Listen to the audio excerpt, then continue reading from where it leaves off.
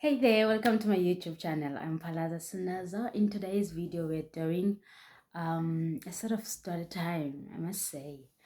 I took an advantage of being alone in my room and my roommate is at school, and then I feel like even in the block we are few.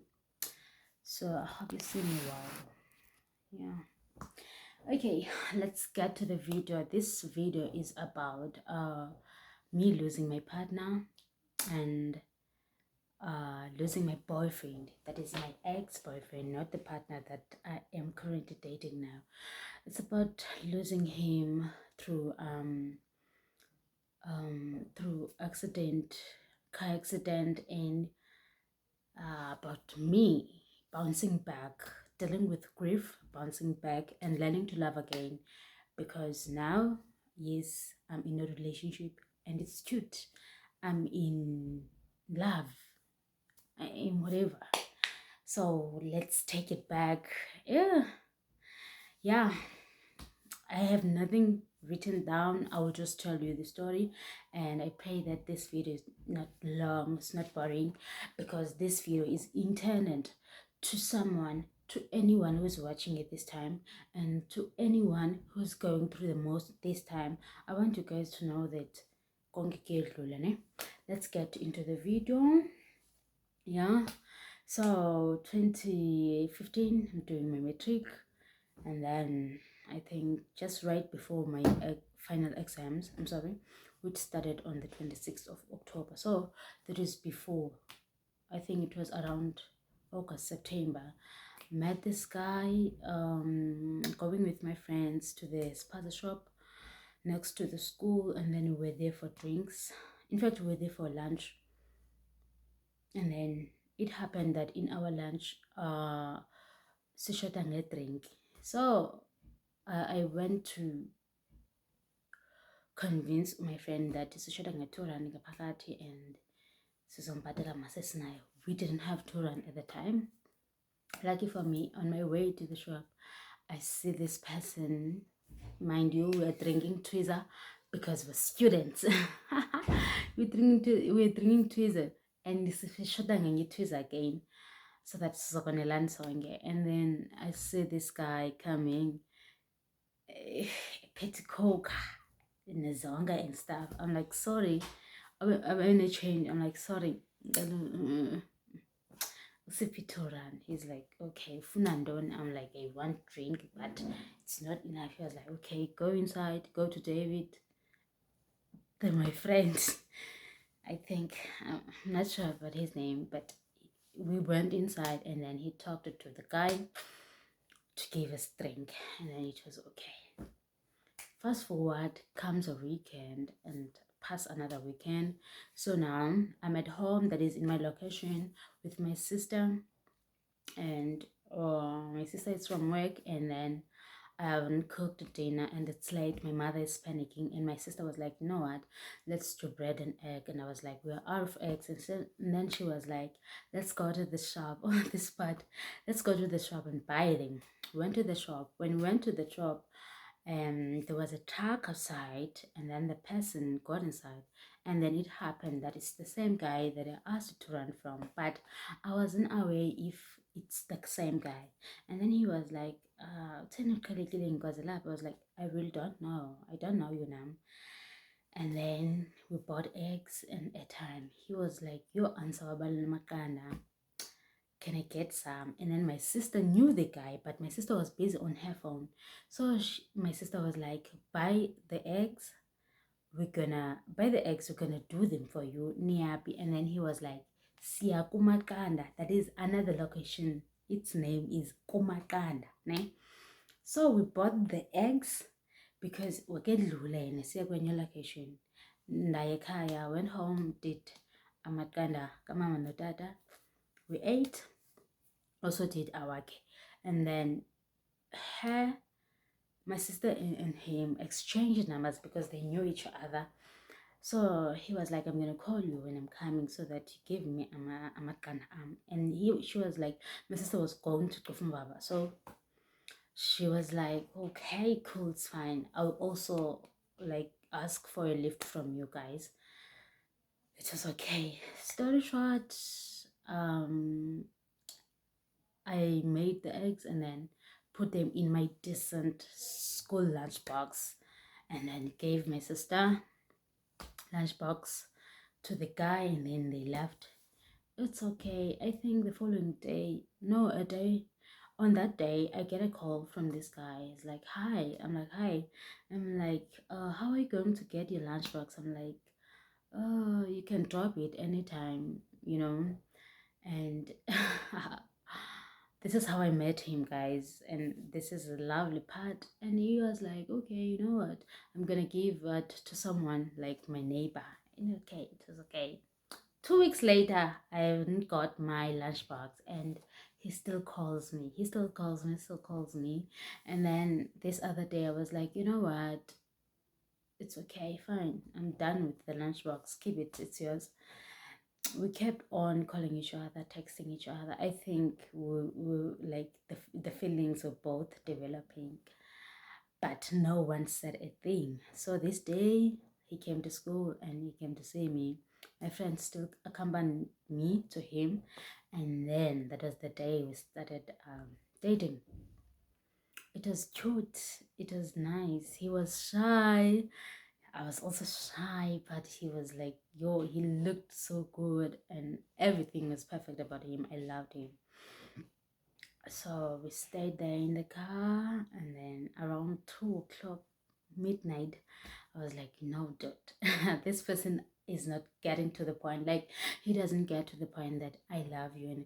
But he keeps on telling me how he knows me, and he knows my current boyfriend, my current, like, he knows everything about me, meaning that he's doing research about me.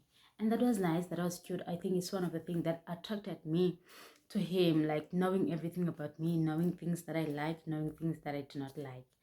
To get the story, I don't want this video to be long. Like, then it is 2015, 2016. 2016, we became serious. Like, I even left the other relationship that I was with. Like, I was in E. I was landing. Oh, yeah. Yeah, it's long. Okay. So 2016, we became a like boyfriend and girlfriend.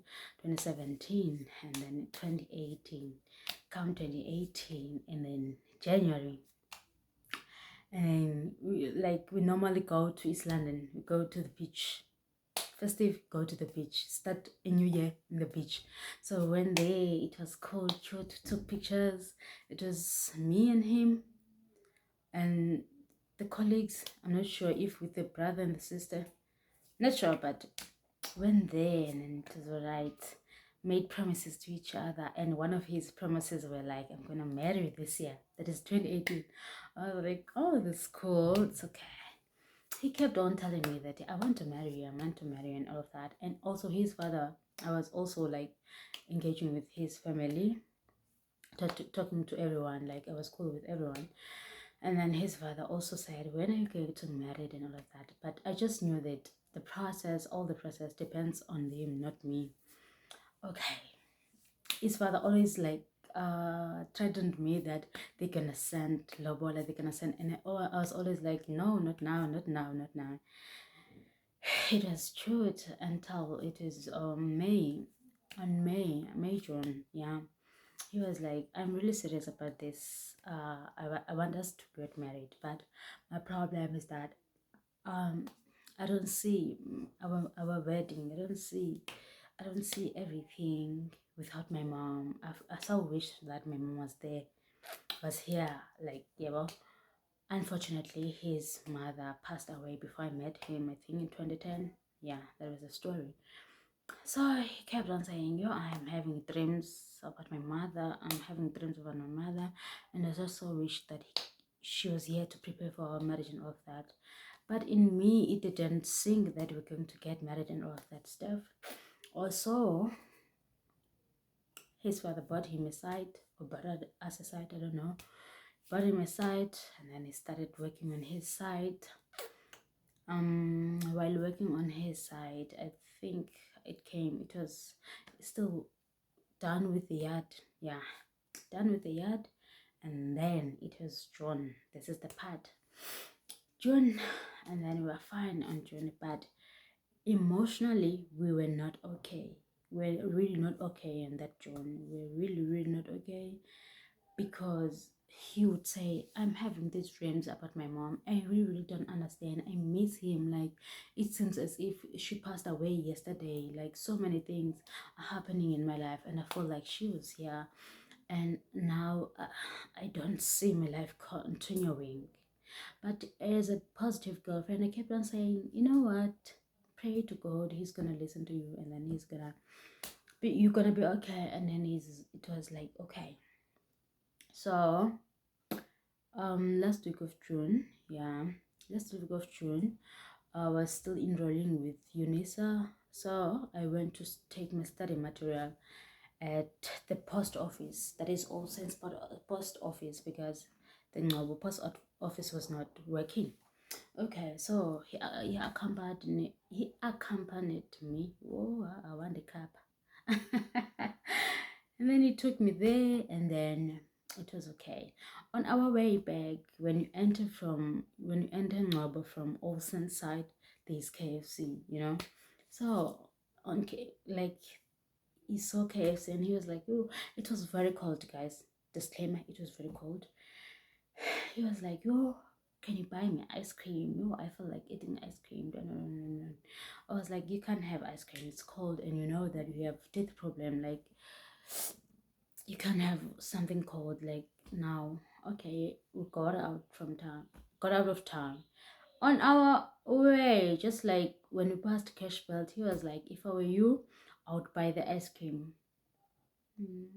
If I were you, I would buy the ice cream so that you don't regret. I was like, what am I gonna regret? He was like, I was like, okay, 10, so that I can buy you something. But we're not going to KFC, we're gonna go to Total Garage. Went to Total Garage, and then I bought him what? Magnum. I think I bought him two Magnum, and he was the happiest man ever.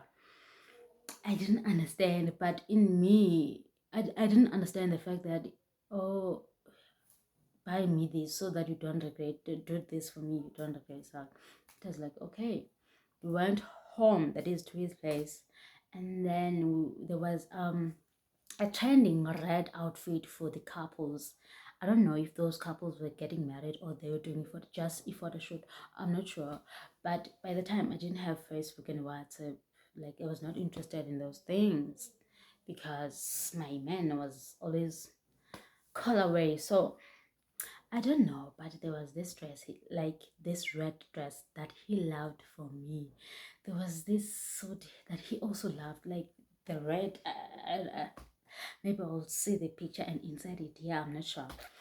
But there was this trendy outfits, and he was like, you know what? I think it's time we work on our own preparations.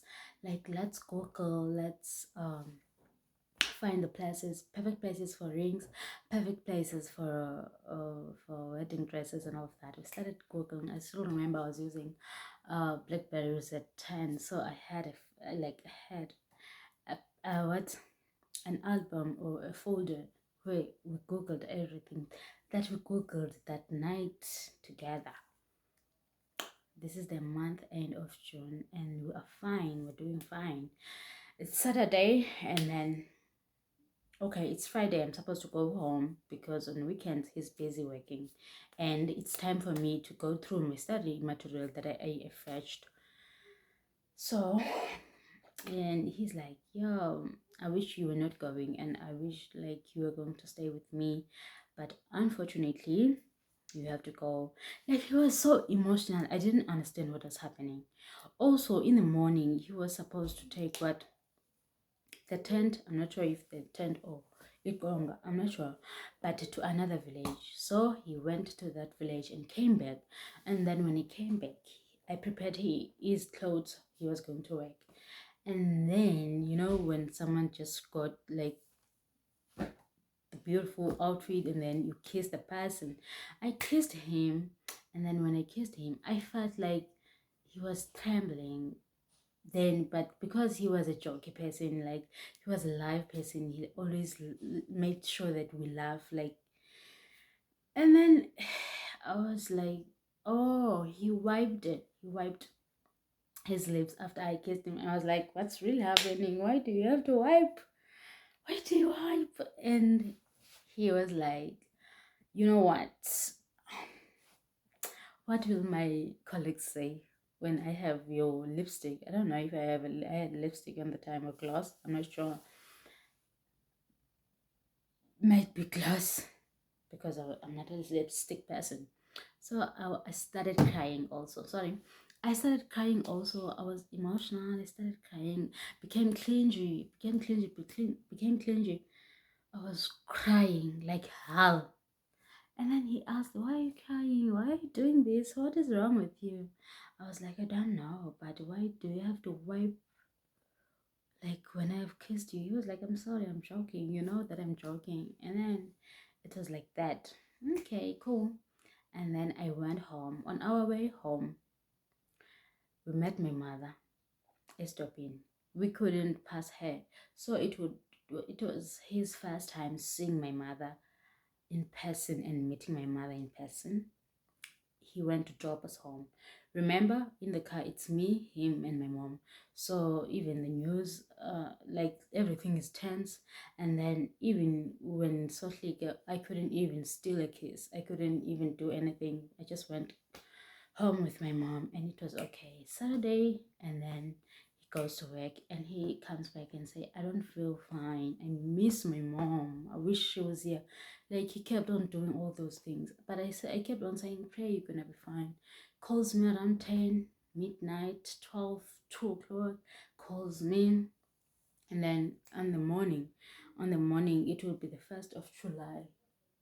Yeah, on Sunday he was supposed to go to church at Mtata and also do some work. So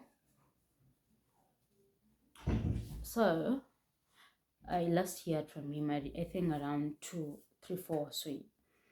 But he was still complaining that he cannot sleep. He doesn't know what is really happening. He doesn't feel fine. He wish I was there.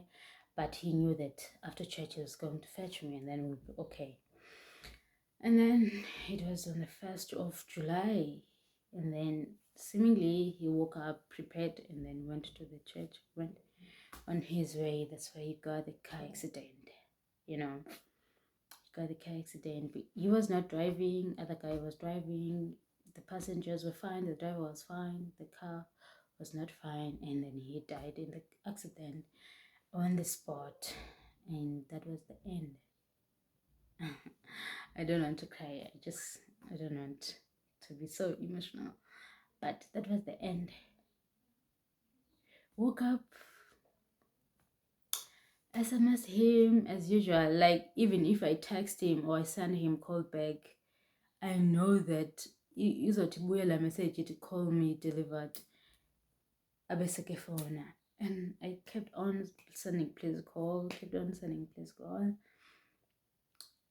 I like nothing told me that I was like, maybe he's driving and then he'll call me when he gets to church and all of that.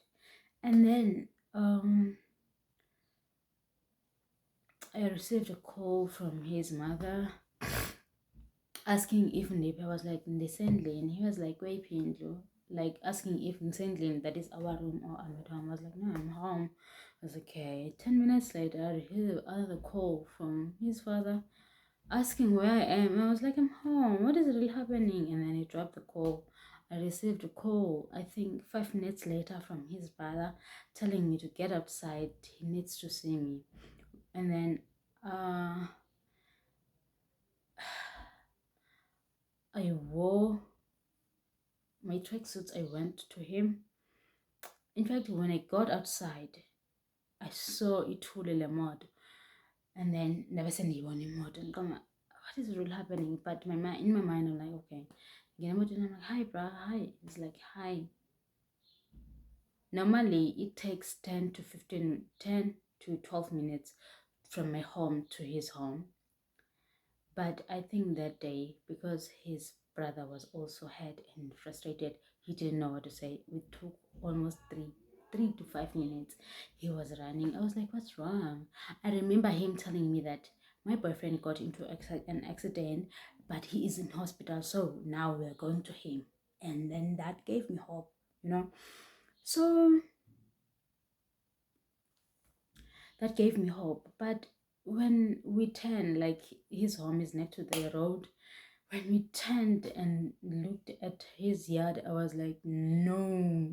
Like I saw our chief's car, what?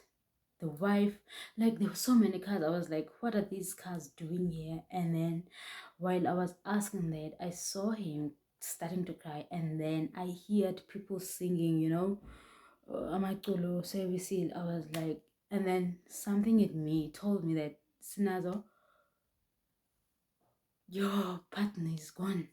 Like something, like my body and everything in me told me that there is no hospital, there is nothing, this person is gone. I was like, dude, what is really happening? And then we were in there, and then I was in the car, and then I don't even want to imagine the scene, but everyone was coming to me crying, and they were like, Snaza, sorry, Snaza, and something in me was like, God, not now. I even remember myself saying to God, not now. I don't know if why what I meant by saying not now and all of that. But I sat down and cried. I think I lost my mind at the time because my world was shattered. My world stopped.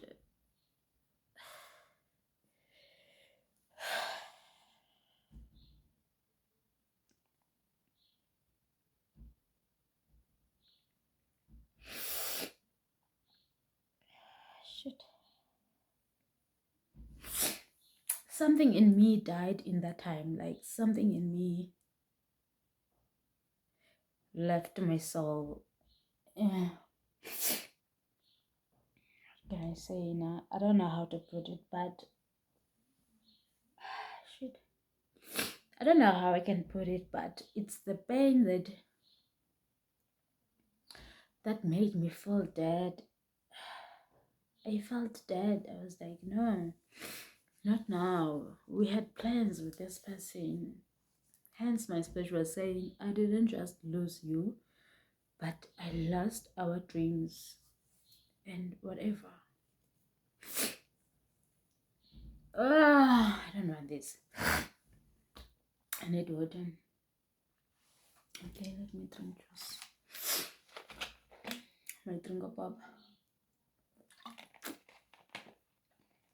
Something in me died in that time, and then I was taken to the house.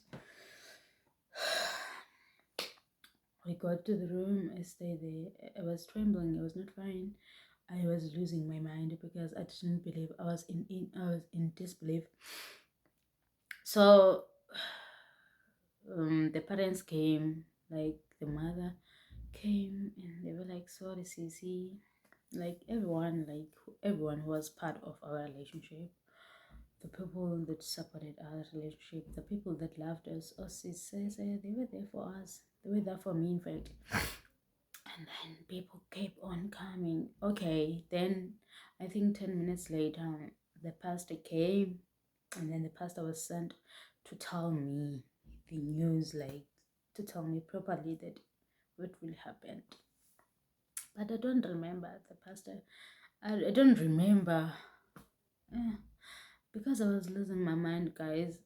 I saw the pastor and the wife trying to tell me, but at the point when the pastor was telling me, my prayer was like, okay, now I know, what should I do? And my prayer was like, God, I'm only praying for his spirit now to get into you, That was my prayer at the time. It was hurting. It was really bad.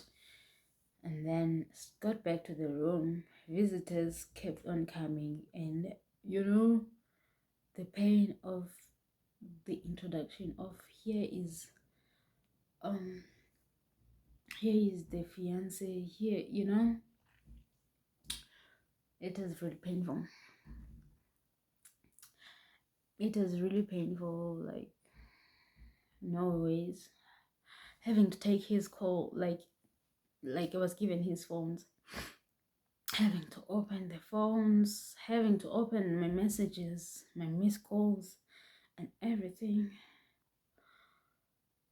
Like, it was very painful having to see the people he was with in the car fine behamba bengena kwanto. I was really in disbelief because I was like, how did it really happen? I was questioning myself. And at that point, my prayer, I had two prayers that, God, you take this pain away from me. I don't want it. Like, ingati, he's doing a prank to me. Uzobuya anytime soon. Ifoni yami ingathi izokhala ngo-eyakhe lapha eca kwami. And then what was very painful also was to witness his father coming to me and telling me that he is really gone. Like, I think that's the point where I wipe my tears, because I met the person at my 20s, 18, 20, and then the father or the parents gave birth to the person. So I was like, it's really very painful. God, now you have to take the place. Took his phone, tried to call his close friends that I knew at the time, and everyone was in pain and in disbelief. It was very traumatic having to call my friends, because it's not that I was calling my friends to brag that, you know what, I'm single now. I was calling my friends. I called people who I wanted support from at the time. I called people who I knew that they are my prayer warriors, people who beg me with prayers. And then my family was called. Like, I remember them calling my sister. They called my sister, and then my sister had to call my mom. It was another problem because my mom nearly lost it. She was in shock. And then she was ill. Like, it was bad, guys. Okay. It was really bad. And that's it. So that is it.